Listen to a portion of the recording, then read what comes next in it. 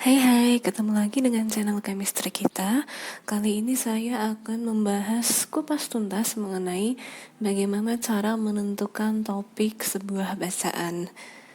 Oke, langsung saja. Nah, kita membicarakan mengenai topik. Apa itu topik? Topik di sini merupakan sesuatu yang menjadi landasan dalam penulisan sebuah artikel, di mana topik itu nanti merupakan suatu subjek utama atau inti bahasan dalam sebuah paragraf. Nah, kalimat topik itu merupakan kalimat yang mengungkapkan gagasan utama mengenai hal yang akan dikembangkan dalam paragraf. Dengan kata lain, ketika kita akan mencari topik, kan kita mencari gagasan utama. Gagasan utama itu bisa kita cari kalau kita sudah bisa menentukan kalimat utamanya. Kemudian silahkan nanti dicari kata kuncinya atau kata yang sering diulang-ulang dalam suatu paragraf. Dan topik itu nanti berupa kata, bisa satu kata atau berupa frase gabungan dari kata. Jadi dia tidak membentuk kalimat. Oke, langsung saja ke contohnya.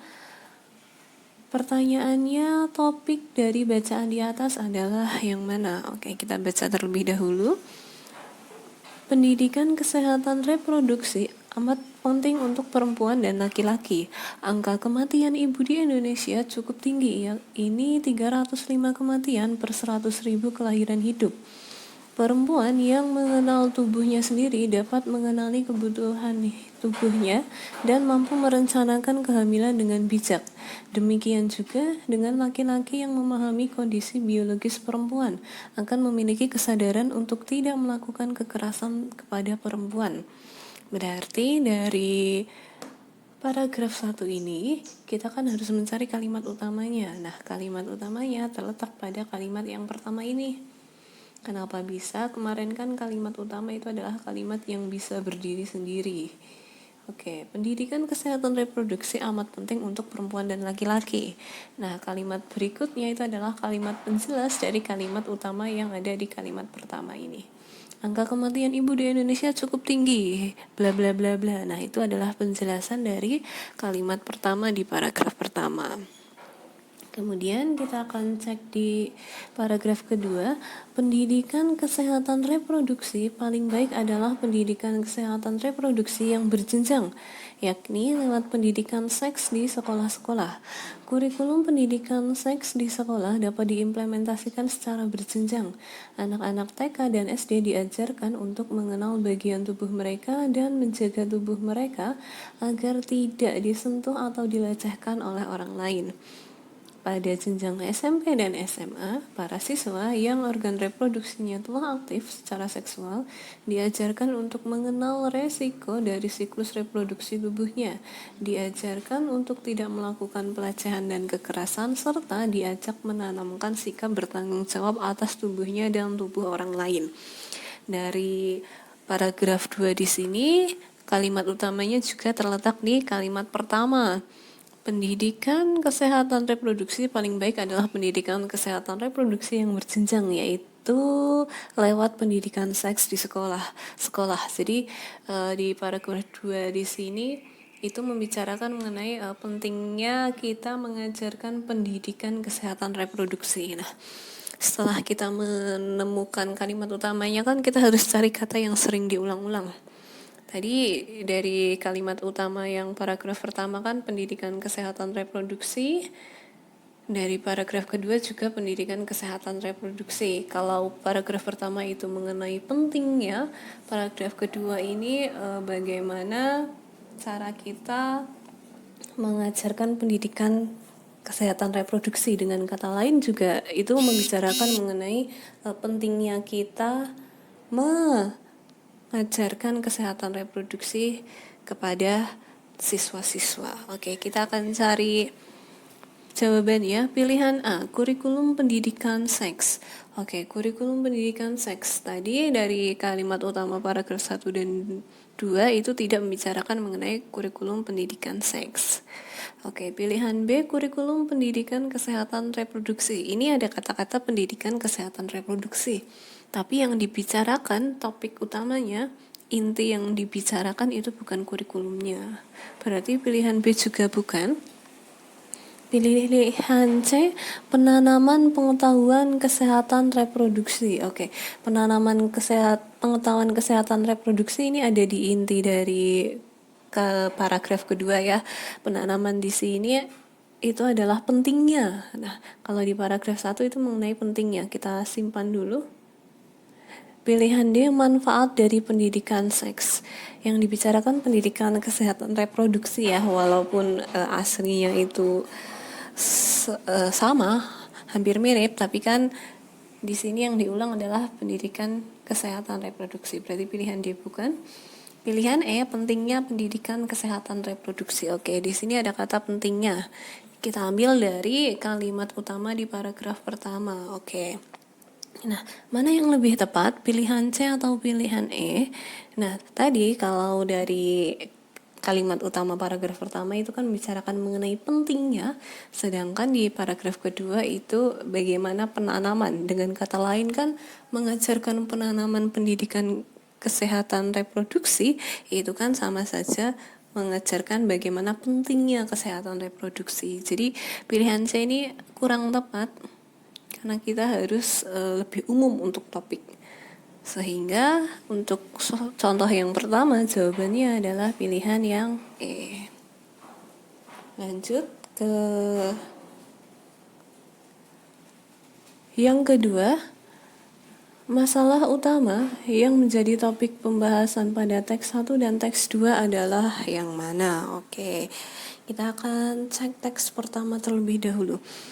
Saat ini di Indonesia, kemajuan teknologi begitu besar pengaruhnya terhadap nilai-nilai kebudayaan yang dianut masyarakat, baik masyarakat perkotaan maupun pedesaan. Kemajuan teknologi seperti televisi, telepon, dan telepon genggam atau HP, bahkan internet tidak hanya melanda masyarakat kota, tetapi juga merambah masyarakat-masyarakat di pelosok desa. Akibatnya, saya akan stop di sini saja. Kenapa? Karena dari 3 kalimat yang sudah saya baca ini sangat jelas terlihat bahwa kalimat utamanya ada di kalimat pertama ini. Saat ini di Indonesia, kemajuan teknologi begitu besar pengaruhnya terhadap nilai-nilai kebudayaan yang dianut masyarakat. Nah, terus ini dijelaskan kemajuan teknologi seperti televisi dan sebagainya itu tidak hanya melanda masyarakat kota tapi masyarakat desa. Akibatnya ini kan juga penjelasannya. Ini kalimat berikutnya dampak positif, misalnya berarti kan itu penjelasannya lagi. Selain itu, nah itu juga kalimat penjelas.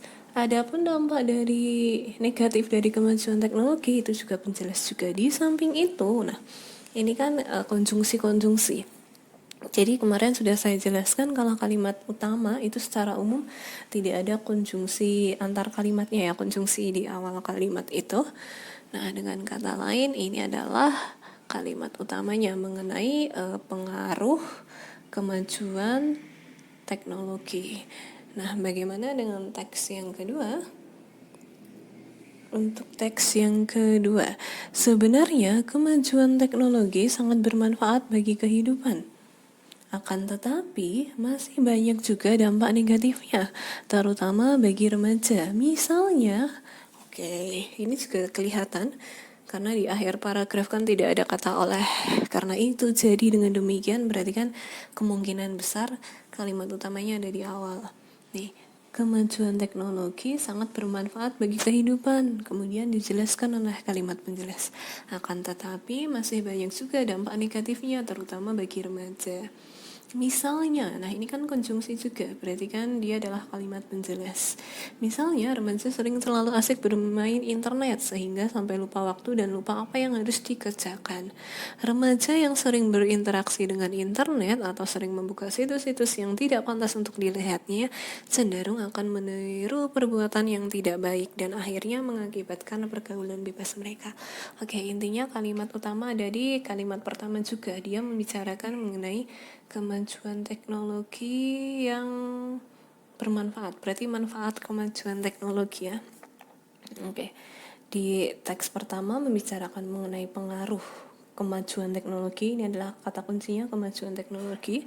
Teks kedua adalah manfaat kemajuan teknologi. Kita akan cek pilihannya, analisis saja. Pilihan A, peran teknologi terhadap kehidupan manusia. Ini yang dibicarakan pengaruh dan manfaat ya. Manfaat bisa kita namakan sebagai peran juga, tapi kita simpan dulu. Pilihan B, pengaruh kemajuan teknologi terhadap kehidupan manusia. Oke, ini tadi membicarakan mengenai pengaruhnya. Kita simpan juga. Pilihan C, dampak teknologi terhadap perilaku remaja saat ini. Di sini kemajuan teknologi ya tadi ya yang dibicarakan, tidak hanya teknologi saja, berarti bukan. Pilihan D, hubungan antara kemajuan teknologi dan pola hidup manusia. Bukan itu yang dibicarakan, bukan hubungannya di kalimat utamanya. Pilihan E, definisi tentang kemajuan teknologi, bukan definisinya ya, pengaruh dan manfaatnya. Oke, kita cek antara pilihan A dan pilihan B. Kalau pilihan A, dia hanya mengatakan peran teknologi, padahal kata kuncinya tadi adalah kemajuan teknologi. Sehingga ini bukan. Pilihan B, pengaruh kemajuan teknologi. Nah, ini bisa. Kenapa? Yang teks 1 sudah jelas, dia membicarakan mengenai pengaruh. Teks 2, manfaat-manfaat kan bisa dikatakan sebagai pengaruh, tapi pengaruh positif. Dengan kata lain, contoh yang kedua ini, jawabannya adalah pilihan B. Pengaruh kemajuan teknologi terhadap kehidupan manusia. Lanjut, kita ke contoh yang ketiga. Topik bacaan dari teks di atas adalah yang mana? Oke, kita baca terlebih dahulu. Kita akan cari kalimat utamanya. Kekuasaan dipahami sebagai suatu kualitas seseorang, posisi, tempat, situasi, dan hubungan. Kekuasaan diartikan sebagai kemampuan untuk mempengaruhi hasil seseorang, orang lain, dan lingkungan. Kekuasaan meliputi kapasitas untuk mempengaruhi hasil orang lain. Intinya yang dibicarakan adalah mengenai kekuasaan, dan kekuasaan. Kemudian paragraf kedua, penggunaan kekuasaan dapat membangun ataupun merusak. Kekuasaan dapat membangun apabila digunakan untuk menambah efektivitas kelompok dan mengutamakan keuntungan bersama daripada keuntungan pribadi. Sebaliknya, kekuasaan dapat merusak apabila digunakan untuk keuntungan pribadi atau memaksa orang lain melakukan sesuatu yang tidak mereka inginkan. Ini inti kalimatnya di kalimat pertama mengenai penggunaan kekuasaan. Tadi di paragraf 1 juga ya. Oke. Yang ketiga, dasar kekuasaan yang baik adalah seseorang dapat memperoleh kekuasaannya melalui keahlian dan kemampuan yang lebih tinggi. Seseorang yang memiliki kekuasaan melalui keahlian, anggota kelompok akan melihat bahwa orang tersebut memiliki kemampuan untuk mencapai tujuan. Oke, intinya kalimat utamanya dari kalimat pertama juga mengenai dasar kekuasaan. Oke, kata yang sering diulang adalah kekuasaan. Oke, di semua paragraf bahkan di setiap kalimat ada kata kekuasaan. Kita akan cek pilihan jawabannya. Pilihan A, kekuasaan. Oke, simpan dulu. Pilihan B, kekuasaan dan penggunaannya. Oke, penggunaannya di sini tadi adalah kalimat utama dari paragraf kedua ini ya. Nah, kita simpan dulu, nanti kita akan analisis bersama. Pilihan C, pemahaman kekuasaan yang baik. Ini tidak ya, dia kalimatnya cenderung panjang. Pilihan D, dasar dari kekuasaan. Ini dari kalimat utama paragraf 3. Kekuasaan untuk kelompok. Ini jelas bukan. Oke. Nah, kalau pilihan D ini jelas bukan, karena dia hanya membicarakan kalimat utama dari paragraf 3 saja. Berarti D tidak. Nah, antara A dan B, mana yang lebih tepat? Kalau mau menjawab pilihan B ini lebih kepada tema, karena kan di sini yang dibicarakan mengenai kekuasaan dan penggunaannya. Penggunaan di sini kan masih penjabaran atau penjelasan dari hal-hal yang harus dibicarakan mengenai kekuasaan itu sendiri. Jadi ini kurang tepat. Topik itu kan harus terus langsung ke intinya kayak gitu. Nah, sehingga topik dari bacaan contoh ketiga ini yang lebih tepat adalah A, kekuasaan saja. Jadi ketika kita membicarakan kekuasaan, banyak yang bisa kita bahas, bisa mengenai penggunaannya, dasar kekuasaannya, dan sebagainya. Nah, itu contoh bagaimana cara kita menganalisis untuk menentukan topik dalam suatu bacaan. Di sini ada latihannya, bisa kalian coba latihannya. Nanti silahkan dilihat, kemudian dicoba dijawab. Kemudian jawabannya silahkan di komen di kolom komentar. Nanti kalau misal sudah ada banyak yang menjawab, akan saya beri kunci jawabannya. Ada 2 soal. Ini soal yang pertama, apakah topik utama wacana di atas? Ini mengenai Bung Karno dan sebagainya. Oke.